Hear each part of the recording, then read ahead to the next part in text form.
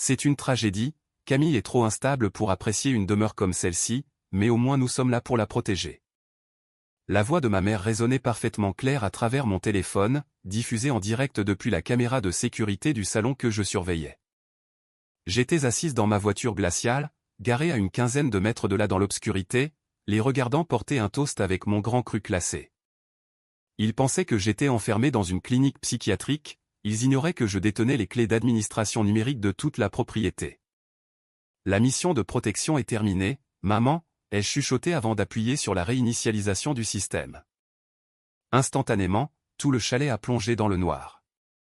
À l'intérieur, les lumières se sont éteintes d'un coup, ce n'était pas un simple scintillement mais une coupure totale, la lueur chaleureuse et invitante du lustre s'est évanouie, plongeant le grand salon dans des ombres grises. Sur l'écran de mon téléphone, le flux en direct de la caméra de la bibliothèque est passé en mode infrarouge, j'ai vu mon père, Antoine, se lever brusquement en renversant son verre de vin, le liquide sombre s'est répandu sur la table comme de l'encre, mais personne n'a bougé pour nettoyer. Trop occupés à fixer leur téléphone.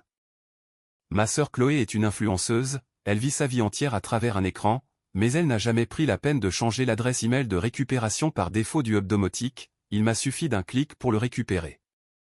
Je n'ai pas seulement coupé la connexion, j'ai réinitialisé le routeur sur un réseau caché que j'avais configuré il y a des jours. À l'intérieur, leurs écrans sont devenus noirs, aucun signal, pas d'internet, mais ici dans ma voiture, mon tableau de bord restait parfaitement éclairé, diffusant chaque seconde de leur panique en haute définition. J'ai glissé mon pouce sur la deuxième commande, verrouillage de sécurité, et même à travers le triple vitrage, j'ai imaginé le bruit mécanique lourd des peines dormant se mettant en place, porte d'entrée, porte arrière, accès au garage, tout était verrouillé. Ensuite, le contrôle climatique, j'ai fait défiler la molette numérique vers le bas, 20 degrés, 15, 10. Dehors, le vent des Alpes hurlait à -20 degrés, à l'intérieur, la chaudière a vrombi une fois avant de s'éteindre. Le silence dans cette maison devait être assourdissant. Regarder ma mère, Béatrice, resserrer son châle en cachemire autour de ses épaules a fait remonter le souvenir si violemment que j'en ai senti le goût de la bile. C'était à Noël dernier, j'étais entré discrètement dans le vestibule, secouant la neige de mes bottes quand j'avais entendu sa voix venant de la cuisine, elle tenait audience avec tante Solange, parlant sur ce ton feutré et tragique qu'elle avait perfectionné il y a des années. Nous devons garder l'acte de propriété à notre nom, Solange, avait-elle dit, Camille est fragile, tu sais comment elle est, si on la laisse contrôler un actif comme celui-ci, elle le vendra pour de la drogue en une semaine, nous faisons cela pour la protéger d'elle-même. J'étais resté là, figé, la main sur la poignée de porte. De la drogue, je n'ai jamais touché à la drogue de ma vie, j'ai une habilitation de sécurité niveau secret défense pour mon travail, je passe mes journées à auditer des fraudes aux assurances complexes, mais la vérité ne comptait pas pour eux, ils avaient besoin d'une histoire. Ils avaient besoin d'un méchant pour pouvoir jouer les héros.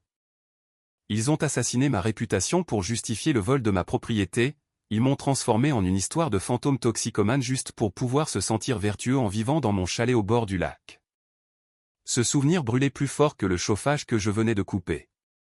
Sur l'écran, j'ai vu Chloé lever son téléphone vers la fenêtre, essayant désespérément de trouver une barre de réseau, c'était inutile, le chalet était construit avec de la pierre épaisse et du verre renforcé, sans le pont Wi-Fi, c'était une cage de Faraday.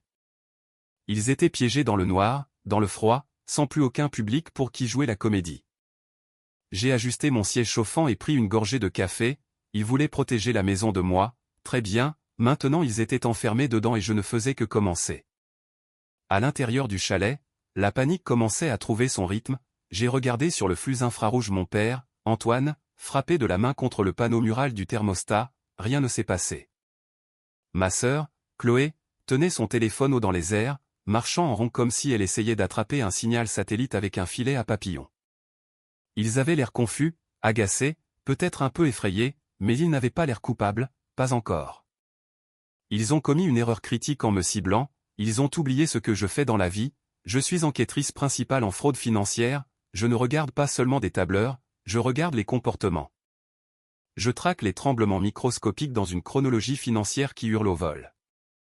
Quand j'ai finalement tourné cette lentille sur ma propre vie, l'image était claire comme du cristal.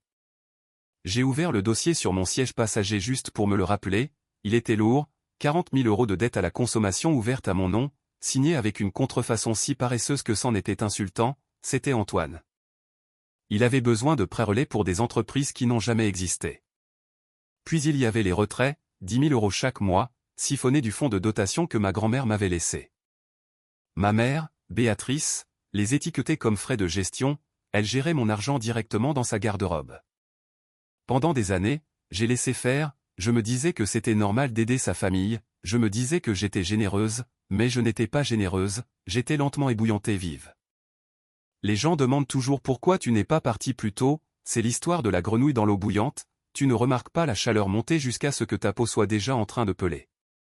Pour moi, l'eau a bouilli il y a 2 ans, je rentrais chez moi sous la pluie, épuisé par une double journée de travail, j'ai fait de l'aquaplaning, la voiture a fait des tonneaux. Je me suis réveillé aux urgences d'une clinique privée avec une commotion cérébrale et une clavicule brisée, la douleur était aveuglante, blanche et aiguë, mais la conversation avec la comptable a fait encore plus mal. Je suis désolé Camille, avait-elle dit en regardant sa tablette, votre mutuelle santé a été résiliée le mois dernier pour non-paiement. Je suis resté là, attaché à une planche, essayant de comprendre, j'envoyais à mes parents l'argent des cotisations tous les mois, je n'avais jamais manqué un virement. Ce n'est que des semaines plus tard que j'ai trouvé la trace bancaire, ils avaient détourné l'argent de l'assurance pour un acompte chez un concessionnaire automobile, Chloé voulait une nouvelle voiture de luxe pour son image de marque, et ma sécurité était l'apport initial. Mais ce n'était pas le moment où j'ai craqué, le moment où j'ai craqué était 10 minutes plus tard dans ce lit d'hôpital. Mon téléphone a vibré sur la tablette en plastique, je l'ai attrapé, ma vision trouble, m'attendant à un message de ma mère demandant si j'étais en vie. C'était un texto d'Antoine, c'est quoi le code du coffre-fort mural déjà? La pile est morte. Non, est-ce que tu vas bien? Non, on arrive. Juste une demande d'accès. J'ai fixé ces bulles grises sur l'écran jusqu'à ce que les larmes cessent de couler, j'ai réalisé alors que je n'étais pas leur fille, j'étais une ressource, j'étais un hôte et ils étaient les parasites et ils se nourriraient jusqu'à ce qu'il ne reste plus rien de moi qu'une coquille vide. J'ai levé les yeux du dossier sur mes genoux, sur l'écran Antoine faisait les 100 pas, il portait son manteau coûteux, celui qu'il avait acheté avec ma ligne de crédit, il avait l'air en colère. Bien, il devait l'être. J'avais passé 2 ans à planifier cette nuit, documentant chaque vol, chaque mensonge, chaque signature falsifiée. Je n'étais plus la fille allongée dans ce lit d'hôpital, j'étais l'huissier de justice et ce soir la dette était due. Sur l'écran, la température a chuté d'un autre degré, 8 degrés. À l'intérieur du chalet, le mouvement a changé, ce n'était plus seulement de la panique, c'était le mouvement frénétique et saccadé d'animaux piégés. Ils ont essayé la porte d'entrée en premier, j'ai vu le loquet tourner, je les ai vus pousser vers la neige mais ils ne sont pas allés loin. L'allée fait 400 mètres de long, elle est raide et verglacée, en bas se trouve un portail électrique de 3 mètres de haut, j'ai désactivé le moteur du portail il y a 5 minutes, ils étaient scellés à l'intérieur. Antoine est retourné en tapant des pieds dans le salon, la neige collée à ses mocassins italiens, il criait, je ne pouvais pas entendre les mots mais je connaissais la cadence, c'était la même façon dont il criait sur les serveurs, sur les valets, sur moi. Le cri d'un homme qui croit que le monde existe pour le servir et qui est actuellement en dysfonctionnement. Il a pointé le thermostat, il a pointé le routeur, puis il a tourné les yeux vers l'immense baille vitrée coulissante qui menait à la terrasse. Ne fais pas ça, ai-je chuchoté en serrant le volant, sois exactement qui je pense que tu es.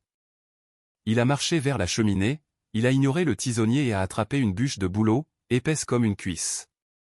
Ma mère, Béatrice, a attrapé son bras, il l'a repoussé. C'est le propre des brutes, ils ne savent pas comment réparer les choses, ils savent seulement comment les casser. Quand ils perdent le contrôle, ils ne désamorcent pas, ils explosent. Antoine a balancé la bûche, crac. Le son ne m'a pas atteint mais la fissure en toile d'araignée sur le flux infrarouge était magnifique. Le verre de sécurité a tenu une seconde, un témoignage de l'argent que j'avais dépensé pour construire cet endroit, mais Antoine a frappé encore et encore. Au 3e coup, la barrière a cédé, des éclats de verre renforcés sont tombés sur le parquet en bois massif, une rafale de vent glacial s'est engouffrée dans le salon, faisant voler les rideaux. J'ai laissé échapper un souffle que je ne savais pas que je retenais. Jusqu'à cette seconde, c'était un litige civil, c'était une querelle de famille désordonnée sur la résidence et les clés. La police déteste les litiges civils, ils vous disent d'appeler un avocat et s'en vont. Mais au moment où ce verre s'est brisé, l'équation a changé. Antoine n'était pas un résident enfermé hors de chez lui, c'était un intrus entrant par effraction dans une propriété qu'il ne possédait pas, il venait de commettre du vandalisme et une violation de domicile. Chloé s'est précipitée à travers la porte brisée, téléphone à la main, elle avait dû capter un signal vagabond près de la fenêtre ou utiliser l'appel d'urgence uniquement. Je l'ai regardé faire les 100 pas sur la terrasse, hurlant dans l'appareil, sa main libre s'agitant frénétiquement vers la ligne d'arbres sombres. Oui, nous sommes piégés, je l'imaginais crier, quelqu'un a piraté la maison, ils nous tiennent en otage, envoyez tout le monde. Elle pensait qu'elle se sauvait, elle pensait qu'elle était l'héroïne de son propre film de survie, elle n'avait aucune idée qu'elle était le témoin principal de l'accusation, elle invitait la gendarmerie directement dans le piège que j'avais tendu. Et elle le faisait avec un enregistrement officiel de l'appel. J'ai démarré le moteur, le chauffage s'est mis en marche, soufflant de la chaleur sur mes doigts gelés, il était temps d'aller rencontrer les invités. Les gyrophares bleus ont coupé l'obscurité des Alpes comme un stroboscope, 4x4 de la gendarmerie ont monté l'allée verglacée en faisant crisser la glace, leurs pneus glissant sur la pente que je n'avais pas salée. À l'intérieur du chalet, le soulagement était immédiat et pathétique. Au moment où la sirène s'est arrêtée, ma mère, Béatrice, a couru vers la porte d'entrée, celle qui était toujours verrouillée, l'obligeant à ramper à travers la vitre brisée de la terrasse comme une cambrioleuse, elle a agité les bras vers les gendarmes, serrant son châle, jouant le rôle de la demoiselle en détresse qu'elle avait perfectionné en 30 ans de mariage. Dieu merci, a-t-elle crié en se précipitant vers le gendarme en chef, nous sommes attaqués, quelqu'un a piraté le système, ils nous ont enfermés dehors dans le froid. Antoine la suivait, essayant d'avoir l'air autoritaire malgré la neige qui trempait ses chaussettes. Officier, je veux qu'un rapport complet soit déposé, c'est du cyberterrorisme, nous avons été pris en otage dans notre propre maison. J'ai pris le classeur noir sur le siège passager, il pesait 2 kilos, il ressemblait à une brique. J'ai ouvert la portière de ma voiture et je suis sorti dans le vent, le froid m'a frappé instantanément, mordant à travers mon manteau, mais je n'ai pas frissonné. J'ai descendu l'allée, mes bottes craquant assez fort pour que le gendarme tourne la tête. Madame, reculez, a crié l'officier, la main près de sa ceinture, nous avons un appel pour tapage. Je sais, ai-je dit, ma voix coupant le vent, c'est moi qui ai verrouillé les portes. Béatrice s'est figée, sa tête a claqué vers moi, pendant une seconde, elle avait l'air de voir un fantôme, puis son visage s'est tordu en ce masque familier de pitié et de condescendance. Camille. Elle s'est tournée vers l'officier, baissant la voix pour un chuchotement théâtral. Officier, c'est ma fille, elle fait une crise, nous essayons de l'aider, c'est elle qui a dû faire ça, s'il vous plaît soyez doux avec elle. L'officier s'est détendu, ses épaules sont retombées, il a laissé échapper un soupir qui a fait de la buée blanche dans l'air. D'accord, on se calme, cela ressemble à un litige civil, si vous avez des clés, allons juste. Ce n'est pas un litige civil, ai-je dit. Je n'ai pas crié, je n'ai pas supplié, je suis passé juste devant ma mère et j'ai tendu le classeur à l'officier. Il a froncé les sourcils, regardant la première page, c'était une copie certifiée et notariée de l'acte de propriété. Je m'appelle Camille Cross, ai-je dit, je suis la seule propriétaire de ce bien, ces gens ne sont pas des locataires, ce ne sont pas des invités, j'ai révoqué leur accès il y a 3 heures. L'officier a tourné la page, il a vu le journal horodaté de la réinitialisation administrateur, il a vu la copie du SMS que j'avais envoyé à Antoine il y a une semaine, n'entrez plus jamais dans ma propriété. Gendarme, regardez la terrasse, j'ai pointé le trou déchiqueté dans la vitre par où la chaleur s'échappait, cet homme vient de fracasser une fenêtre renforcée pour forcer l'entrée dans une maison qu'il ne possède pas, ce n'est pas une querelle de famille. C'est une violation de domicile avec effraction. Antoine s'est avancé, le visage violet. Écoutez-moi bien, j'ai payé pour cette maison, je l'ai mise à son nom pour des raisons fiscales, elle est mentalement instable. Des raisons fiscales ? L'officier a levé les yeux du classeur, son regard était différent maintenant, l'ennui avait disparu, remplacé par le calcul froid des forces de l'ordre évaluant un suspect. Monsieur, avez-vous une preuve de propriété ? Un acte notarié ? Une facture d'électricité à votre nom ? J'ai un bail, a bafouillé Antoine, tapotant ses poches frénétiquement, nous avons signé un bail il y a 3 ans, il est dans mon coffre. Un bail ? Ai-je répété. J'ai regardé l'officier, demandez-lui de vous le montrer. Puis je me suis tourné vers l'onglet 3, le piège venait de se refermer. L'officier a pris le document qu'Antoine a sorti de sa mallette, un contrat de bail impeccable et net daté d'il y a 3 ans, il avait l'air officiel, il y avait des signatures, il y avait un tampon de notaire, pour un œil non averti, c'était une carte de sortie de prison gratuite. Vous voyez ? Antoine a eu un sourire narquois, sa confiance revenant comme une mauvaise habitude, nous avons un bail valide, c'est une affaire civile, dites-lui de déverrouiller la porte avant que je ne la poursuive pour expulsion illégale. Je n'ai pas discuté, je n'ai pas interrompu, j'ai juste regardé l'officier le lire. Il a levé les yeux, hésitant, c'était le moment où le système échoue généralement les victimes, un morceau de papier, même faux, crée un doute raisonnable et la police s'en va. Gendarme, ai-je dit, ma voix plate, s'il vous plaît regardez le coin inférieur droit de cette page, voyez-vous les faibles points jaunes? L'officier a plissé les yeux. Quoi? Le code d'identification machine, ai-je dit, chaque imprimante laser couleur laisse un motif de traçage microscopique, il vous donne le numéro de série de l'imprimante et l'heure exacte à laquelle le document a été créé. J'ai ouvert le classeur à l'onglet 3, le bail qu'Antoine prétendait prouver la propriété, le même qu'il avait envoyé par email à son avocat hier. À côté se trouvait le rapport d'expertise que j'avais commandé dans la nuit. Ce bail n'a pas été imprimé il y a 3 ans, ai-je dit, les métadonnées des points jaunes montrent qu'il a été imprimé hier matin à 10h42 sur l'imprimante laser HP dans le bureau de mon père. Antoine a blêmi. C'est une réimpression, a-t-il lâché, nous avons perdu l'original. Un fichier créé hier? Ai-je demandé, et l'encre est fraîche, s'il a 3 ans, pourquoi n'existait-il pas avant il y a 24 heures? L'expression de l'officier s'est durcie. Monsieur, dit-il en s'approchant, avez-vous une autre preuve de résidence? C'est à l'intérieur, a crié Antoine, il y a plus. J'ai dit en tournant vers l'onglet 4. Ma sœur Chloé dit qu'elle vit ici, n'est-ce pas? Je vis ici. A-t-elle crié, oui. Tout en percevant les aides au logement de l'État, j'ai tendu les documents.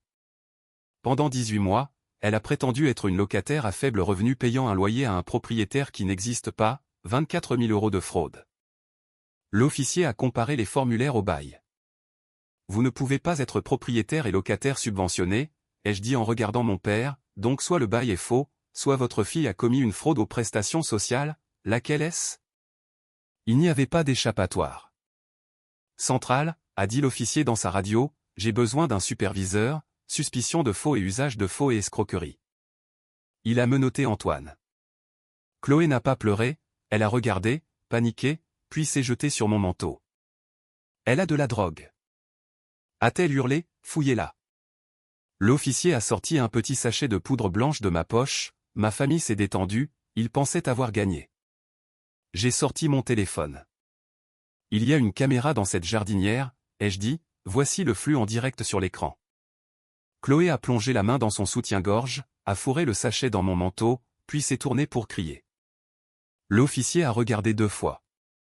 Vous êtes en état d'arrestation, a-t-il dit en passant les menottes à ses poignets. Béatrice est restée figée alors que son mari et sa fille étaient conduits vers des voitures séparées. Sortez de mon allée, lui ai-je dit. La dépanneuse est arrivée ensuite, le contrôle technique d'Antoine était expiré, la voiture de luxe a été emportée, la laissant bloquée dans la neige. Je suis rentré à l'intérieur, j'ai barricadé la porte brisée, je me suis versé un verre de vin et j'ai ouvert le dossier étiqueté affaire 894, famille, 3 ans de preuve. Je l'ai traîné jusqu'à la poubelle. La maison semblait enfin calme, froide, propre. J'ai pris une gorgée.